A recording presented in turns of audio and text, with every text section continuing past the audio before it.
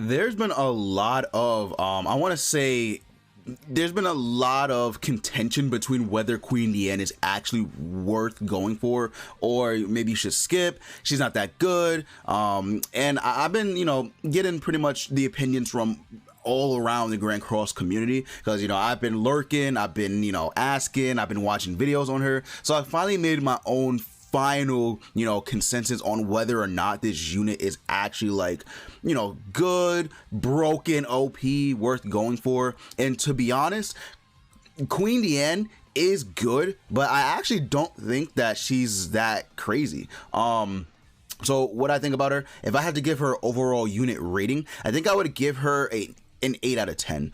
I'm gonna be honest with you, she isn't on the level of Meliodas, I don't think, at all. Like, just gonna put that out there. Meliodas is an entirely different breed, like in himself. I don't even think she comes close. But that doesn't mean she's bad, right? That doesn't mean she's bad at all, because I have seen some people take out entire teams with using just Queen Diane. And a really good team setup for her. But the problem with Diane is that she's meant to be a tank, but she doesn't do it well unless you're really going out of your way to showcase her being a tank. Like, if you're just running her casually, like, her tank, it's not good. Like, it's just not good, right?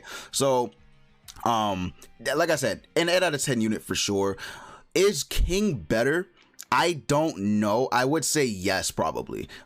Simply because King you can use a lot more than you will this Diane, because King has really good farming potential, or farming power, right? He can be used in the big bird. You can use King pretty much everywhere, right? Besides deathmatch, you can use him pretty much everywhere. But this Diane also has her uses as well. Like, she's not, like, I know a lot of people are like bashing her too. I'm like, why? She's not bad at all. Like, she's actually, in terms of, like, first off, if I had to rate her above any other festival units, like, I think she honestly probably would be above most. I think she'd be third, wouldn't she? I don't know, maybe, but she's definitely better than a lot of people give her credit for. I just think that they could have did a little bit more with her, like a little bit more. But that doesn't mean she's bad at all. So let's go over her passive, right? So her passive: when allies receive damage from enemy attacks, increases the hero's damage dealt by 10% up to 50%. So she does increase her damage dealt.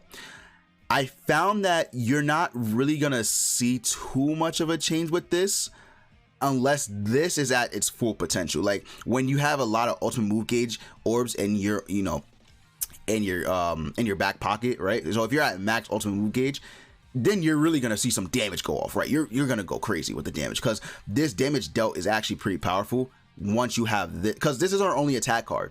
So like, you're not gonna see a huge change until this is like at 4 or 5, right? But once you get it there, then you will definitely see the difference from her attack stat when you first use her versus when she's built up in terms of the damage dealt.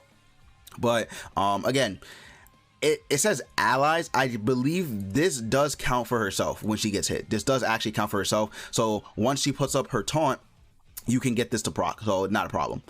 Then she has this right here. Okay, so when the hero loses HP due to skills or skill effects, accumulate the HP loss up to 500,000. Now, this is where it throws me off right here. So, like I said, she's a tank. She doesn't, like, in terms of tanks, like, she's not the craziest, right? Because she can still take a lot of damage, right? She definitely can still take a lot of damage.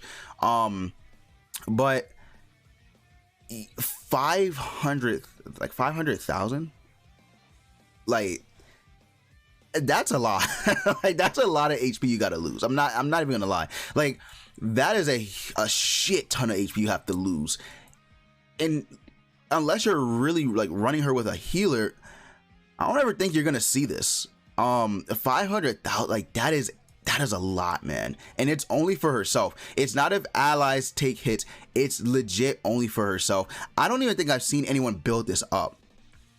I honestly don't think I have. Maybe I missed a video, but I don't even think I've seen anyone build that up max. So this part of her passive is so weird, man. It's so wrong. It's like a little extra effect that she has for her attacks to be stronger, but you really won't see this unless this is above like 130k, right? That's when you'll start seeing somewhat of a difference.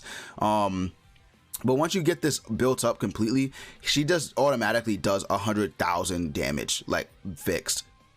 I'm not even kidding. Like, she literally does 100,000 damage at, like, that's fixed damage. Like, that's her fixed damage. Because she does 20% damage of the accumulated HP. So 20% of 500,000 is 100k. So that's free 100k damage that you're getting, which is good. Don't get me wrong. That is solid, right? Because that doesn't only affect this, that affects her ult. Her ult is really strong. So, you know, that's a free 100,000 damage that you're getting, which is really good. And then the last part of her passive, when assuming a stance, allies take 40% less damage. Now, there's been a little bit of a discussion whether or not this only means ally, like legitimately only means allies. I don't know. That part I can't speak on too much until obviously there's more testing and stuff like that. But if this is only allies, which a lot of people are saying it feels like it is, that is very, very bad for Diane, because she's not even getting this part of her own passive, right? Only allies are, which is nice for her allies to live. But if you're gonna taunt, you really want the unit that's taunting to, you know, tank. You know what I'm saying? Like, so her, if it doesn't proc for herself, right? I'm not saying it does or doesn't, but if it doesn't proc for herself, that is horrible. Right, that is actually really bad. Then honestly, this shouldn't have even been a taunt. I'm gonna be honest with you. Like, what's the point? Like, there's no point to it. I know I know what they were thinking. Like, they want her to take damage so that way you can build up, you know, the this part of her passive. But like, if she's just gonna die, who cares? You know what I'm saying? Like, if she's just gonna die, like, no one actually cares. I'm just putting that out there. But all in all, her passive is good. I just don't really like personally, it's not one of my favorite passives ever. Like, I don't think it's like my favorite, but we'll see if like more units come out and, you know, that can be ran alongside her or something like that. But for now, like, she's an out of 10 unit for sure.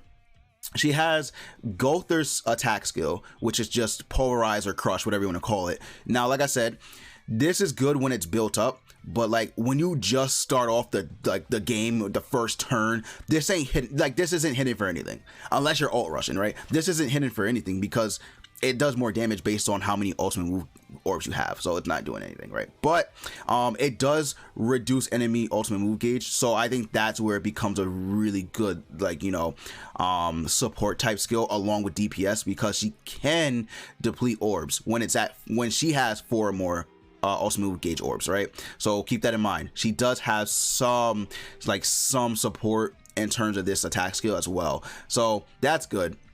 Honestly though, they could have made this a new skill, or they could have just given her a straight up attack card. But I think the way it is, it works out for her.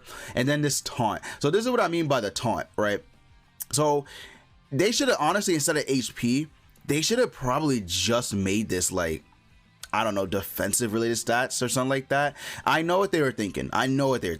They wanted you to you know, heal up, because this also affects regeneration. So at rank 2, you're getting 18% increase to your regen. I'm not sure what her max regen is, I'm sorry, right? But let's say it's at 40, then you're getting an additional 18 on rank 2. Even 12 is still good. That's 52% regen. Then you just keep going up. Like, that's good. So the fact that this affects her regen is nice. I like that. Her ultimate is the same thing as Sario's. I'm not sure if Sario's is like gonna change or if this is a buff to suppress itself, but what it does is it inflicts suppressed damage equal to 380% of attack on all enemies and restores the HP of all allies by 3% of damage dealt, and then that you know, at 6 out of 6 it becomes 50% of damage dealt, so that becomes really strong. Then the multiplier change as well, so at max multiplier you got 570%, so it's really good. At 6 out of 6, again, it's not the hardest like hitting ult in the game, but it heals. That's the more important part. It heals, so she can heal up after taking damage, you know, trying to accumulate the 500,000. But I think most people, like most enemies you face off when you use this at 6 are gonna die, so it doesn't really matter too much.